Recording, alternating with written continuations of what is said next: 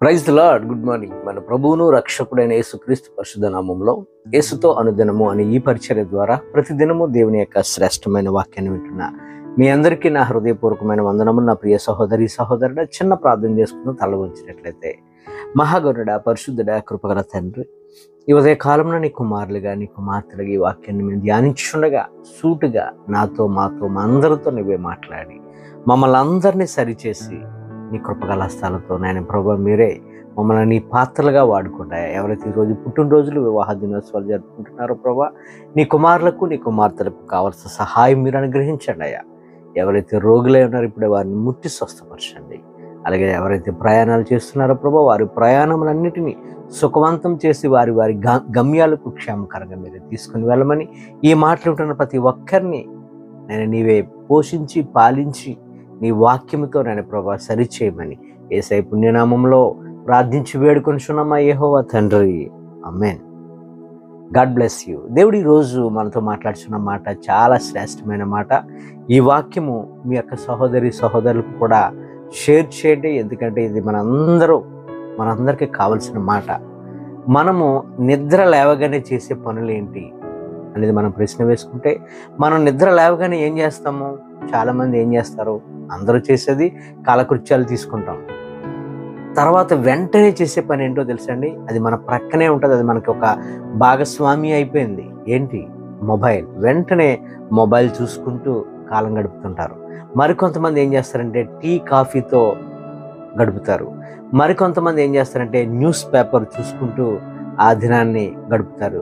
మరికొంతమంది ఏం చేస్తారంటే లేవగానే నిద్ర కళ్ళల్లో పిల్లలను చూడాలి, పిల్లల ముఖం చూస్తే మంచి జరుగుతుందని పిల్లల ముఖాన్ని దర్శిస్తారు. మరికొంతమంది లేవగానే లేదు నా భార్య ముఖాన్ని చూడాలని భార్య ముఖాన్ని దర్శిస్తారు. మరికొంతమంది ఏం చేస్తారంటే ఇలా అరిచేతులు చూసుకుంటారు. ఎందుకంటే ఇలా అరిచేతుల్లో మనకి గీతలు కనబడతాయి, చూసారా? ఆ గీతలు మన యొక్క జీవితాన్ని మార్చేస్తాయని చాలామంది చూస్తారు. అది ఈ గీతలు మన యొక్క తలరాతను మార్చవు. ఈ గీతలు ఎందుకంటే మనం ఇలా చేతులు ఫోల్డ్ చేసినప్పుడు అవి ఫోల్డ్ అవ్వడానికి దేవుడు మనకిచ్చిన ఒక గొప్ప ఆశీర్వాదం అది. అంతే తప్ప ఆ గీతలు మన యొక్క తలరాతను ఏమో కూడా మార్చవు. నా ప్రియ సహోదరి సహోదరుడా, చాలామంది ఏదో ఒక ముఖదర్శనం చేసుకోవాలని లేవగానే చూస్తారు, తప్పిస్తూ ఉంటారు. వాక్యం సెలవిస్తుంది, కీర్తనకారుడు అంటాడు 63వ కీర్తన మొదటి 2 వచనాల్లో, దేవా నా దేవుడవు నీవే, వేకువనే నిన్ను వెతుకుదును, నా బలమును నా ప్రభావమును చూడవలనని పరిశుద్ధాలయమందు నేను ఎంతో ఆశతో నీ తట్టు కనిపెట్టుకుని ఉన్నాను. నీళ్ళ లేక ఎండి ఉన్న దేశమందు నా ప్రాణము నీ కొరకు తృష్ణగొని ఉన్నది.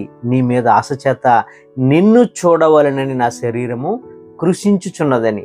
ఆయన్ను చూడాలి, ఆయన కొరకు మనం వేచి ఉండాలి. ఉదయకాలమే ఆయన ముఖ దర్శనాన్ని చేయాలి. మన యొక్క చేతిని, మన యొక్క రాతను, అలాగే మన యొక్క భార్య పిల్లల ముఖం చూస్తే వచ్చేది ఏమీ లేదు. మనం చేయవలసిన ముఖ దర్శనం ఎవరితోనండి? యేసయ్యతో. మన యొక్క ముఖ దర్శనము ఎప్పుడైతే చేస్తామో, ఆయన వాక్యము చదివి ఆయనకు ప్రార్థన చేసుకొని మనం బయటికి వెళ్తే ఆ రోజంతా ఎంతో నెమ్మదిని, ఎంతో సమాధానమును, ఎంతో ధైర్యమును దేవుడు మనకు అనుగ్రహిస్తాడు. ఎందుకంటే ప్రార్థన ద్వారా మనం ఏమైతే వెళ్ళాలనుకుంటున్నామో అవన్నీ సరాసరి దేవునితో మనం మాట్లాడుకుంటూ ఉంటాం. ప్రార్థనలో ఆయన ఆలోచనలు ఇస్తాడు. ఎలాగా? వాక్యం చదవటం ద్వారా ఆయన మనతో మాట్లాడుతూ ఉంటాడు. ఈ రెండు మనం ఖచ్చితంగా చేయాలి. ఎంత బిజీ షెడ్యూల్ అయినప్పటికీ కూడా మనం వాటిని చేసే మన పనిని ప్రారంభించాలి. అది అందరికీ పర్సనల్. ఇది చాలామంది ఏమనుకుంటారంటే మా డాడీ నా కొరకు ప్రార్థన చేస్తున్నారు కదా, మా మమ్మీ నా కొరకు ప్రార్థన చేస్తున్నారంటే సరిపోదు. ఎవరికి వారు చేయవలసిన పని, మనం లేవగానే మొదటి గడియలో చేయవలసిన పని ఇది. ప్రతి ఒక్కరు కూడా దీనిని ఖచ్చితంగా చేసేవారిగా ఉండాలి. అంతే తప్ప ఎవరో ప్రార్థన చేస్తే కదా. రక్షణ అనేది మన యొక్క పర్సనల్, ఎవరికి వారిదే ఆ యొక్క రక్షణ. కనుక మనం మనం రక్షింపబడాలి, బయటికి వెళ్ళి లోనికి క్షేమకరంగా రావాలి, మన పనులన్నీ సక్రంగా జరగాలి అంటే దినములో మొదటి గడియలో మనం దేవునితో ముఖదర్శనం చేసుకోవాలి. యేసుక్రీస్తు ప్రభు వారు ఆయన దేవుడై ఉండి కూడా వేకువనే ఇంకానూ చీకటి ఉండగానే ఆయన ఏకాంతముగా కొండకి వెళ్ళి మరి ప్రార్థన చేసుకుని, ఆయనకు అవసరం అంటారా? ఆయన అవసరము. ఎందుకంటే ఆయన మానవాళిగా ఈ భూమి మీద ఉన్నాడు కనుక మరి ఆయనకు అవసరము. ఆయన 33.5 సంవత్సరాల్లో ఎప్పుడూ కూడా తండ్రిని విడిచిన సమయం అంటూ క్షణమంటూ ఏదీ లేదు. అంతగా అనుక్షణము దేవుని మీద ఆయన ఆధారపడుతుండేవాడు, దేవునితో గడుపుతూ ఉండేవాడు. ఉదాహరణకి ఫెడ్రిక్ అనే ఒక కింగ్, ఒక రాజు దేవునితో ఒక నిబంధన చేసుకున్నాడంట. ఏమని అంటే, నేను నా దేవునితో నిబంధన చేసుకుంటున్నాను, నా మొదటి గడియలో నేను నా దేవునితో గడిపిన తర్వాతే నేను ఏ పని అయినా చేసుకుంటాను, అంతవరకు కూడా నేను టిఫిన్ కూడా నీళ్లు కూడా నా యొక్క దేహంలోనికి వేసుకోను అని ఒక చక్కటి తీర్మానాన్ని, ఒక నిబంధనను దేవుడి దగ్గర చేసుకున్నాడంట. అలాగే ప్రతిరోజు కూడా ఫెడ్రిక్ అనే కింగ్ ఆయన ప్రతి దినము కూడా దేవునితో అలా గడుపుతూనే ఉండేవాడంట. చాలా భక్తిగా ఉండేవాడట. ఒకరోజు ఎందుకో బాగా అలసిపోయాడంట. ఆయన పనులు ఒత్తిడి వల్ల అలసిపోయి రాత్రి చాలా లేటుగా పడుకున్నాడంట. లేటుగా లేచాడట. లేటుగా లేచేసరికి మరి అక్కడ రాజు సముఖంలో ప్రజలందరూ వచ్చేసారు. మరి అక్కడ పరిపాలన చేయాలి కదా, అందరికీ న్యాయం తీర్చాలి కదా. ప్రజలందరూ వచ్చేస్తే కంగారుగా లేచిపోయి అయ్యో టైం అయిపోయిందని చెప్పి కంగారుగా ఆయన ఏం చేశాడంటే వెంటనే తయారైపోయి డైనింగ్ టేబుల్ దగ్గరికి వచ్చి టిఫిన్ పెట్టమన్నాడు. అక్కడున్న భటులను పిలిచి, ఆ ఇంట్లో పనిచేస్తున్న పనివారిని, వారు టిఫిన్ తీసుకొచ్చి పెట్టారు. ఆ టిఫిన్ దగ్గరికి వెళ్ళిన తర్వాత ఆయనకు వెంటనే ఎంత దౌర్భాగ్యుడు నేను, ఈరోజు నా దేవునితో నేను గడపకుండా నేను ఎలా వచ్చాను అని ఆయనంతటా ఆయనే లోపల ఆయన బాధపడుతూ దేవుని దగ్గర క్షమాపణ అడిగి మరలా వెంటనే ఆయన యొక్క ప్రార్థన గదిలోకి వెళ్ళిపోయి ప్రార్థన చేసుకుని దేవుని యొక్క వాక్యాన్ని చదువుకొని అప్పుడు వచ్చి అక్కడ ఉంటున్న పనివారిని టిఫిన్ పెట్టమంటే ఇలా వారు టిఫిన్ తీసుకొచ్చారు.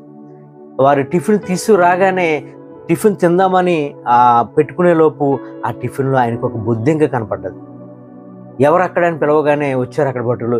ఏంటి బొద్దింక, తీసేయండి ఇది అని చెప్పి అనగానే మరి వారందరూ తీసేసి పాడేయండి అన్నాడు రాజు. అప్పుడు అందులో ఒక భటుడు అంటాడు, అయ్యా దీన్ని పాడేయటం ఎందుకయ్యా, ఎంతో ఖర్చుతో కూడింది కదా, దీన్ని పాడేయటం ఎందుకు, మన కుక్కలు ఉన్నాయి కదా, కుక్కల్లోకి దానికి పెడదాం, అది ఏదైనా తింటది కదంటే రాజు సరే అన్నాడు. వెంటనే ఆ కుక్కకు పెట్టారు. ఆ కుక్క తింటూ నురగకొక్కుని చనిపోయింది. ఇక్కడ జరిగిన విషయం ఏంటంటే, రాజుని చంపాలని ఎవరు అక్కడ డబ్బులు తీసుకొని ఆ రాజు తినే ఆహారంలో విషం కలిపారు. రాజుని చంపేయాలని కుట్ర చేశారు.